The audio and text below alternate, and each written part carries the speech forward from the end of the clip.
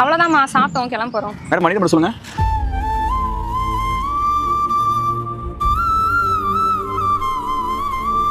எப்படி இருக்க மதன்?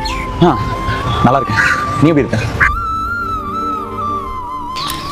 எப்படியாச்சும் இந்த எக்ஸாம்ல பாஸ் பண்ணிடுறா, அப்பதான் எங்க வீட்டுல பேச முடியும்.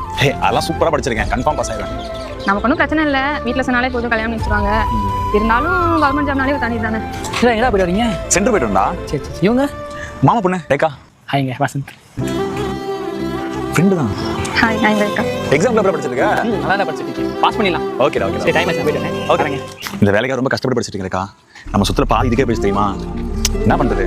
அதெல்லாம் பாஸ் பண்ணுங்க. இங்கே தான் ஒர்க் பண்ணிட்டு இருக்கியா? ஆமா, இங்கே தான் பஸ் ஸ்டாண்ட்ல எக்ஸாம் ப்ரிப்பேர் பண்ணிட்டு இருந்தேன், என்னாச்சு? அது எவ்வளோ ட்ரை பண்ணேன், கிடைக்கல.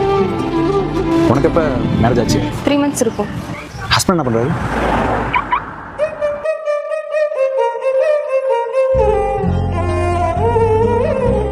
கடவுளே, இன்னும் கொஞ்சம் ரிசல்ட் நல்லா பாஸ் பண்ணி நல்ல ஒரு கவர்மெண்ட் ஜாப் போயிடணும். இதான் லாஸ்ட் சான்ஸ். இதுக்கு மேலே நான் படிக்க முடியுமான்னு தெரியல. மாப்பிள இந்த தடவையும் போச்சுடா. சரி 80% தான் எடுத்துறீங்க. இதுக்கப்புறம் என்னால ஒண்ணுமே பண்ண முடியாதுடா. நீ என்னடா சொல்ற? நல்லா பாத்தியலடா. டேய் நான் 79 எடுத்து ஃபெயிலா போயிட்டேன்டா. டேய் 84.5டா. 6% எனக்கு போச்சுடா. டேய் எங்க அப்பா வாங்கின கடை, எங்க அக்கா நகையெல்லாம் வித்தாடா, என்னைய படிக்க வச்சாங்க. இதுக்கு மேல ஒண்ணுமே செய்ய முடியாதுடா. எனக்கும் 0.5ல போயிடுச்சா? வாடா நீடா. வரலடா. டேய் வாடா. எப்படிடா வீட்டுக்கு போவேன்? எதுடா பாத்துட்டாடா. டேய் வாடா வாடா. டேய் விடுடா, எக்ஸாம் தானே, இந்த வேலை இல்லைன்னா வேற வேலை பார்க்கலாம். டேய் மச்சான், நான் எக்ஸாம்ல பாஸ் பண்ணிட்டேன்டா. வேற சீட் எடுத்துக்கோங்கடா. நீங்க எடுத்துக்கோங்கடா. போதுமா? சரி நான் ஏரியா பாஸ் போய் கொடுத்து வந்துறேன்.